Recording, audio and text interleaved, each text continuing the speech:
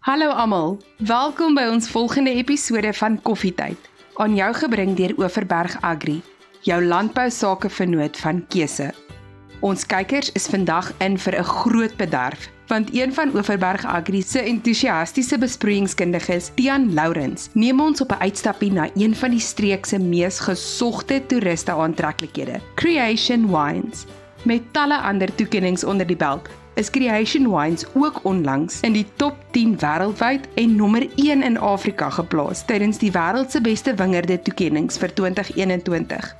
In die lig van hierdie wonderlike prestasie gesels Tiaan met Creation Wines se bekwame wynmaker Gerard Smith en toegewyde plaasbestuurder Gerard Prieur oor die rol wat besproeiing speel om die landgoed te help om wyn van die hoogste kaliber te produseer. So ontspan, kry vir jou 'n koppie koffie en 'n beskuitjie en sluit by ons aan vir ons volgende episode van Koffietyd. Goeiedag julle en welkom by hierdie week se episode van Koffietyd. In die pragtige Hemelaarde Vallei kuier ons hier by Creation. Saam met my vandag is Gerard Smith, wynmaker, en Gerard Prieur, wingerdboukundige. Baie dankie julle dat ons vandag hier by julle kan kuier. Welkom.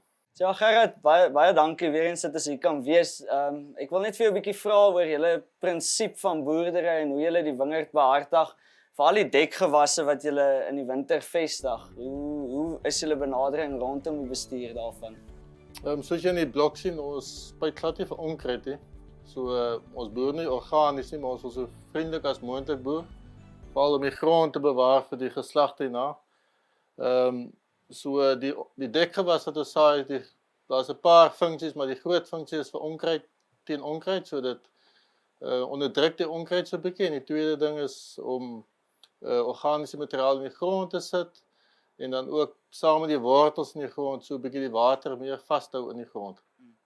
Ja, ek dink is belangrik, Gerard. Ek dink ons het ook bietjie daaroor gepraat in die tyd wat ons deel was van die proses om die besproeiing te installeer, is dat die waterhou vermoë van die grond baie belangrik is en hoe geskeduleer word wanneer jy besproei, hoe belangrik dit is aan die einde van die dag om die wynmaker gelukkig te hou dat 'n goeie kwaliteit wingerd of druiwe in die wingerd uit die wingerd uitkom. Ja, ons besproeiing is daar is 'n hulpmiddel om vir ons druiwe. Ons besproei nie vir massaproduksie nie. Dit is meer 'n hulpmiddel as dit miskien 'n hittegolf is of in geval van jong stokkies, die worteltjies is redelik bolaan, so jy wil daai boonste grondlaagie so nat as moontlik hou vir die wortels om mooi te versprei in die begin. En omdat die klei op baie spesifieke blok so hoog is, met ander woorde die goeie deel is maar sê maar tussen 30 en 40 cm waar die wortels kan groei, gaan die grond, die water is redelik vlak, maar die boonste deel van die grond raak ook redelik vinnig droog. So dis waarvoor die besproeiing so 'n positiewe deel van die hele vestiging en van die langtermyn van die blok is. Gerard, vertel ons 'n bietjie van die grondtipes wat julle hierso het en hoe julle denkwyse is rondom besproeiing in daai spesifieke grondtipes. Ja, ons is baie gelukkig met die gronde wat ons het om mee te werk hierso in die Hemelaarde. Ons sit met van die oudste wingerdkundige grond in die wêreld.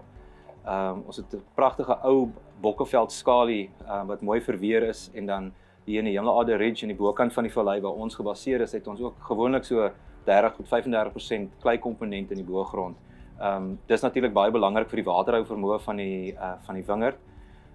En dan ook, dit is 'n bepalende faktor in die struktuur van die wyne wat ons het, van outomaties hoe meer klei jy in jou boogrond het, hoe meer struktuur gaan jy in jou wyne hê. So wanneer dit by uitdrukkings van Chardonnay en Pinot Noir spesifiek kom, maak dit 'n baie groot impak op die styl wat ons kan probeer maak. En dan wat lekker ook is van die klei natuurlik is dat hy hou die water wat ons wil toedien. So ja, as jy nou baie sanderige grond gehad het en sal jy nou baie meer moes besproei het. So wanneer ons moet besproei, kan ons baie versigtig wees met ons besproeiing om dit nie te oordoen nie. Ek dink is baie belangrik in daai opsigte met die besproeiing, waar tradisionele boer wat die tonne najaag, as 'n dag mis met besproeiing, is dit vir hom minder van 'n impak, waar jy wil 'n spesifieke smaak palet ontwikkel binne in die druif. So daar's dit belangrik dat wanneer die besproeiing moet loop, moet dit korrek werk. Ja, nee, beslis. En ek bedoel, as mens kyk na die tonnemate wat ons afval in hierdie deel van die wêreld, ek beskou dit gewoonlik as accounting unfriendly, want weet op goed soos Pinot Noir, hardloop ons miskien 5-6 ton 'n hektaar, Chardonnay 6 tot 7 ton 'n hektaar. So weet massadraers soos Sauvignon Blanc en Shiraz miskien 8 ton 'n hektaar. So dis 'n redelike lae opbrengste, hoë kwaliteit speletjie wat ons speel in hierdie deel van die wêreld. Ja, en ek dink julle maak kwaliteit wyne, julle het kwaliteit wingerde en daarom is dit belangrik dat die produk van jou besproeiing ook 'n kwaliteit produk is wat ingesit word aan die einde van die dag. Anderste is jou langtermynbeplanning heeltemal uit as jy 'n swak kwaliteit produk gebruik in jou wingerd. Ja, nee, definitief. Dis kom ons met mense soos Overberg Agri saamwerk vir die beste produk daar buite, die beste kwaliteit en dan ook veral vir naverkoopdiens. Dit is maklik om iets in die wingerd te kry, maar om goeie naverkoopdienste is nie altyd so maklik nie. So dit is hoekom Overberg so baie saam met ons werk, want julle naverkoopdiens is baie goed.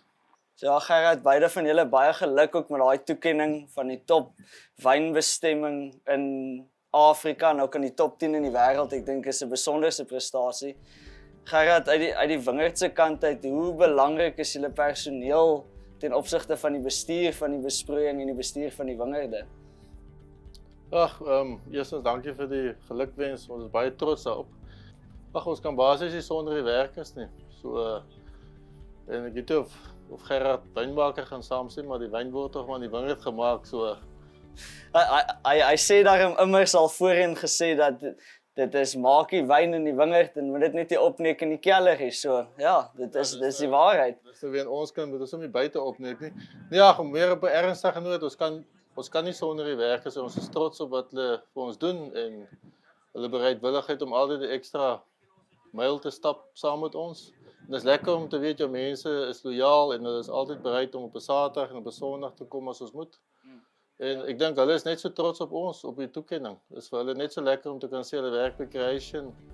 Ons is, soos jy sê, nommer 1 in Afrika, nommer 10 in die wêreld, so baie trotse toekenning vir ons almal.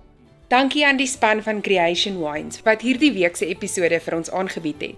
En baie dankie aan al ons volgelinge wat ingeskakel het. Ons hoop dat julle hierdie episode net so baie geniet het soos ons. Sien julle volgende keer.